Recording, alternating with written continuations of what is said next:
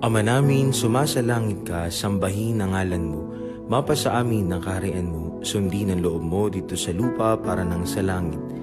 Bigyan mo kami ngayon ng aming kakanin sa araw-araw at patawarin mo kami sa aming mga sala para ng pagpapatawad namin sa nagkakasala sa amin. At huwag mo kami ipaintulot sa tukso at iadya mo kami sa lahat na masama.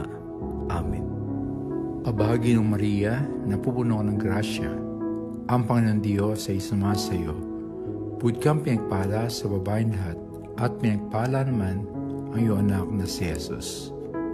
Santa Maria, Ina ng Diyos, ipanalangin mo kami mga kasalanan, ngayon at kung kami mamatay. Amen. Sumasampalataya ako sa Diyos amang makapangyarihan sa lahat na may gawa ng langit at lupa. Sumasampalataya ako kay Jesucristo, iisang anak ng Diyos, Panginoon nating lahat.